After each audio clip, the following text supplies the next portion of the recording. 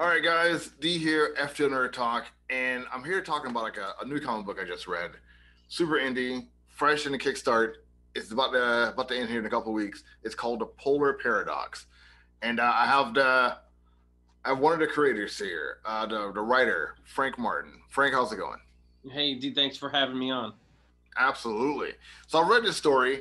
It has like otherworldly kind of feel to it, but definitely take place in the Arctic of Earth. Like, what prompted this type of story? What made you want to go like deep into like the deep blue sea of Antarctica? So this story was inspired by a National Geographic article I read because I read Nat Geo religiously. I got a subscription. I read it cover to cover, but rarely has a story really captivated me enough to want to use it as a jumping off point for my own story. And it was basically about a group of scientists in Antarctica that dive into an area of the ocean that no person has ever been to before. And they took pictures of these plants and these animals that evolved on different tracks that no other animal has evolved on. And it was like an alien world, but it not, it's our own Earth. So it was so wild that I said this would be perfect for like a sci-fi adventure comic. You mentioned that inside the comic also that it feels otherworldly, but because it's mostly like a rescue story. Is what this story really is, and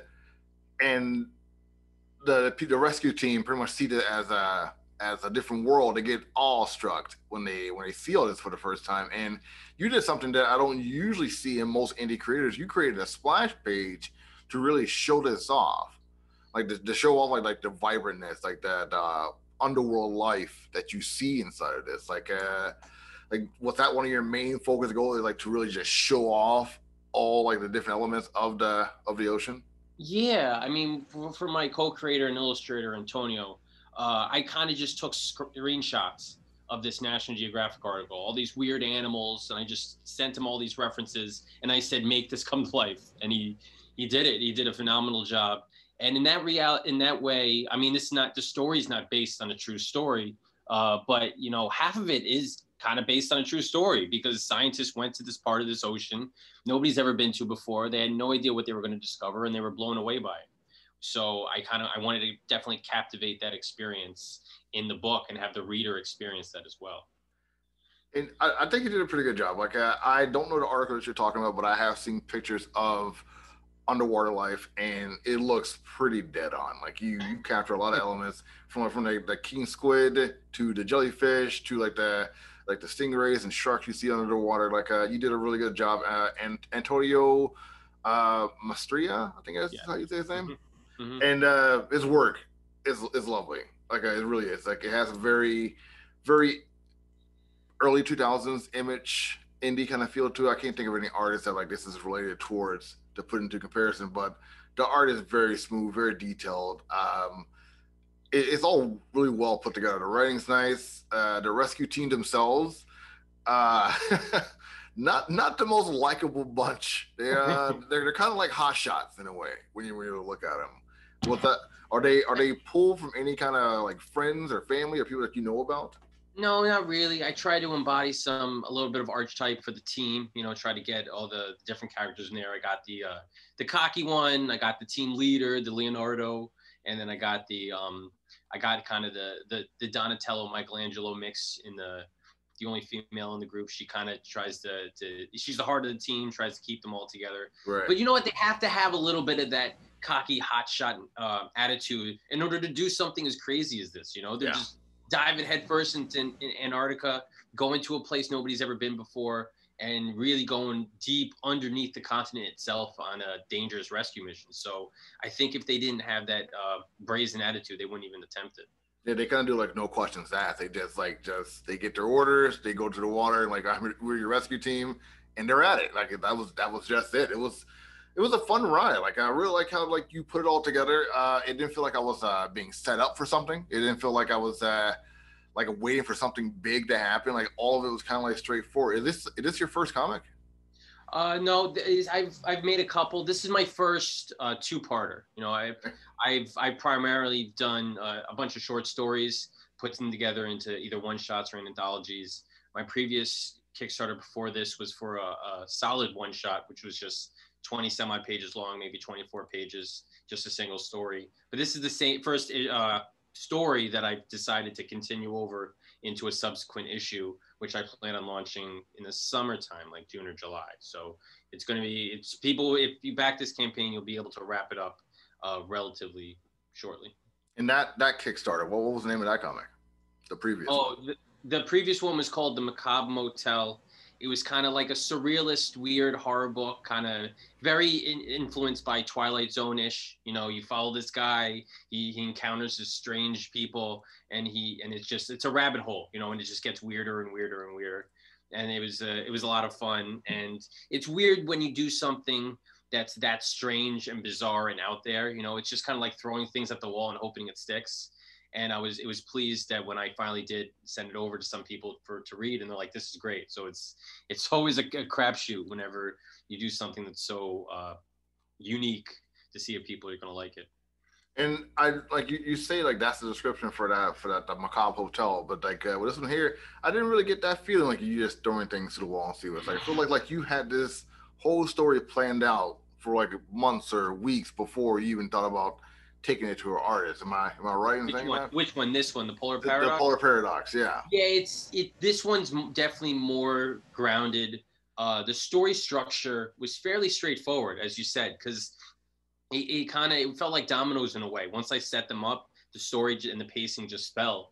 The first couple of pages are a little dialogue heavy. It just kind of sets the mission, right, sets the premise up. And then once they dive in the water, once they go in, the story just snowballs from there. It just starts running. Yeah, it's just adventure based. So very little dialogue. I let Antonio really spread his wings and take the story forward with his art, and he did a phenomenal job with that. And it's fast paced. It's a quick read, but it's not a quick read because you want to get through it so bad. It's just like, yeah, you're skimming it. It's so action packed that it just moves along very, very nicely. That's exactly the feel I had for it too.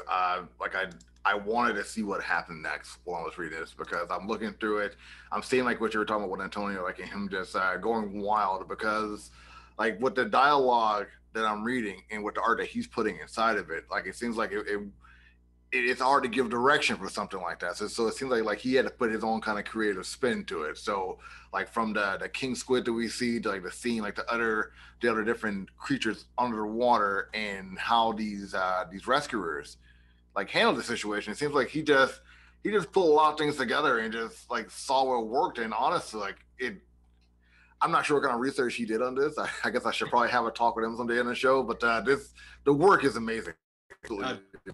Thank you. I definitely appreciate it. The dialogue, like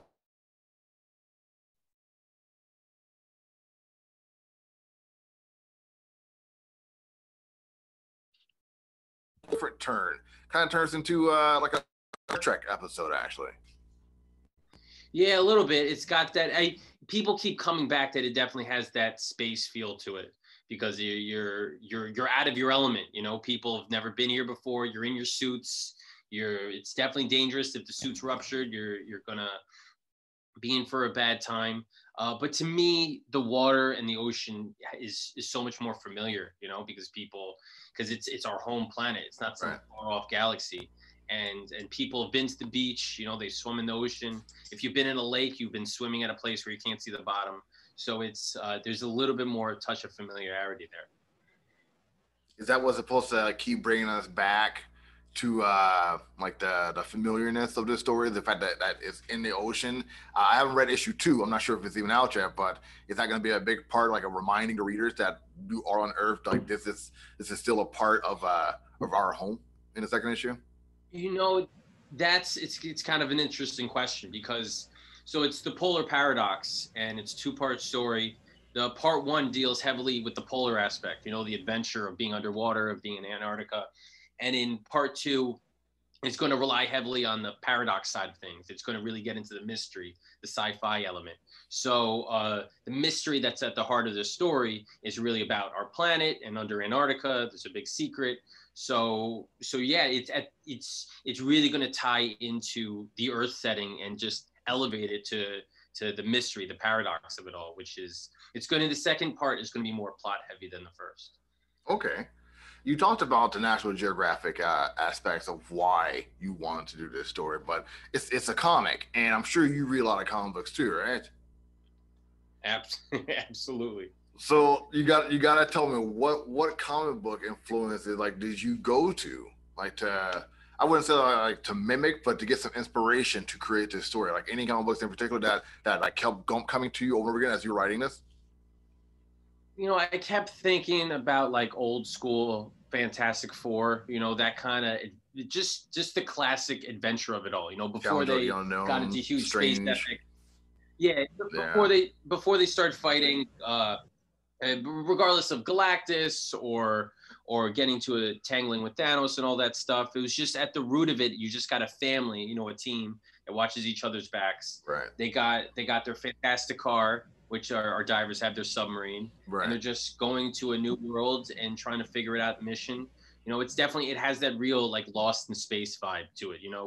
We're out of our element, but we're together and we gotta survive. See, that sounds cool. That sounds like I've just finished reading the Terrifics from DC Comics with Mr. Terrific, Metamorpho, Phantom Girl, and Plastic Man, and it had that same feeling to it. Also, just a couple of explorers getting caught up into randomness and their life at the same time.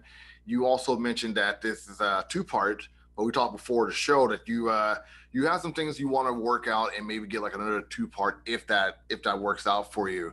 Are we going to see more members a part of this group if it goes on to another two-part issue?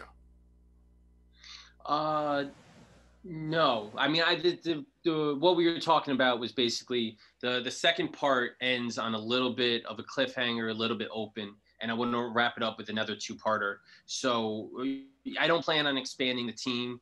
If anything, really, the second two-parter, what I would consider the second arc of the story, will transport us to a different setting. So I have it all mapped up in my head. I have it all plotted. We're going to depart from Antarctica in the second story. It's still going to have that same adventure feel to it, going somewhere that people don't belong and aren't supposed to be there, but it's still going to be grounded in Earth, just not in not on the poles. So it's really going to focus more on that whole paradox part on these next couple of issues we're going to be seeing. I think it's going to take the same kind of route in that the first part of the two-parter, the next one would be primarily adventure, and then Right? yes, once you get into the second issue of that two-parter, we're gonna wrap up the story, wrap up the plot, and the paradox side of things. Sounds like a fun ride, man. Sounds like you got like a lot of stuff planned out. Sounds like all your T's are crossed and your I's are dotted. Sounds like you got everything pretty much fleshed out for yourself. Is Antonio going to be a part of this whole run for you, or are you going to switch your parts? I want to. That's kind of what we're waiting on. We're not.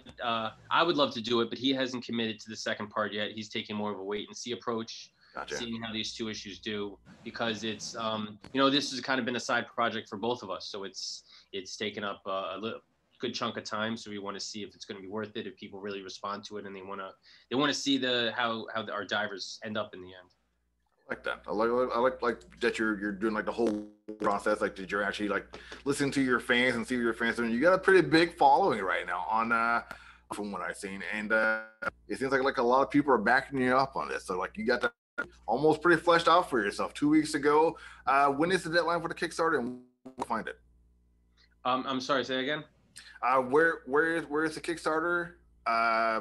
When is the deadline for the Kickstarter, and where can people Oh, find it? uh, the Polar Paradox. You could search Polar Paradox on Kickstarter. It ends February 2nd. That's the last day, midnight. So it'll be live the entire day, February 2nd. And I'm on social media: Twitter, Instagram, Facebook. I'll be blasting links for it. So if you find me there, my handle is @FrankTheWriter. It's kind of simple. So if you look for me in one of those things, you'll be able to find a link somewhere. And I didn't that Kenidu Campbell as a variant artist for the covers. Yes, I worked with him on previous projects. He does great covers. So I have a single variant that he did, which is Squid. Looks phenomenal.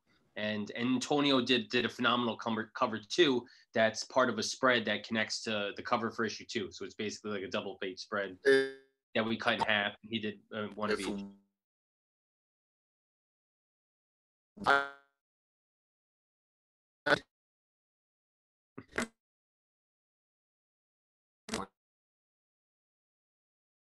thought and effort.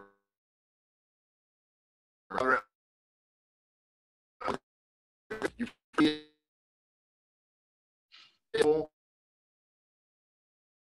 and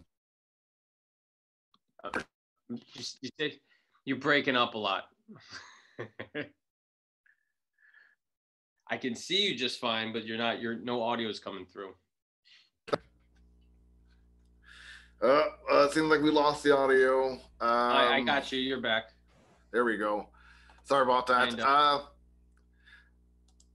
It happens sometimes, internet, man. But this is the cool like spread. It's like a splash page cover. I dig it. Yes. I dig it a lot. Two connecting covers. Thank you. Yeah, I think I gave him an idea. I said do a little ensemble piece that connects, and he just took that idea and ran with it. He knocked it out the park. It's fun, man. It's good old fashioned fun comics. Like I dig this. Thank you. We're talking about like this is really like my second day back on the job. So excuse like the hiccups I got right now, but it's all good. I'm glad to be back. I'm glad to be back doing this. I'm glad to have you on the show, Frank. Thank you so much for being on. I always ask this to everyone who's on the show, but for all the people who backed you up so far, all your fans, all your followers on different medias and platforms, what do you want to say to them? I want to say just come along for the ride. You know, I write a little bit of everything: horror, fantasy, action, crime, thriller, suspense, comedy. So I'm bound to hit something that you like. So you're a good writer, man. Like it really is like your characters have a personality to them, like all of them, and I appreciate it. No, I appreciate that. Thank you. Absolutely. I'm gonna try to find like Macabre Hotel. I'm gonna look for that story. It seems like it's gonna be. That seems pretty crazy. That seems pretty awesome. Well, you know what, Kickstarter. I'm so glad that they now have the add-on feature where you can you back a tier and it'll take you to like a confirmation page, and there'll be a whole bunch of add-ons that you could tack on. So my back catalog I kind of thrown on there, and one of the books that's on there is the Macabre Motel. So if people miss me on the last campaign, they could tack it onto this one. Well, there you go. And you get a scuba mask, which is like a mask that we're using.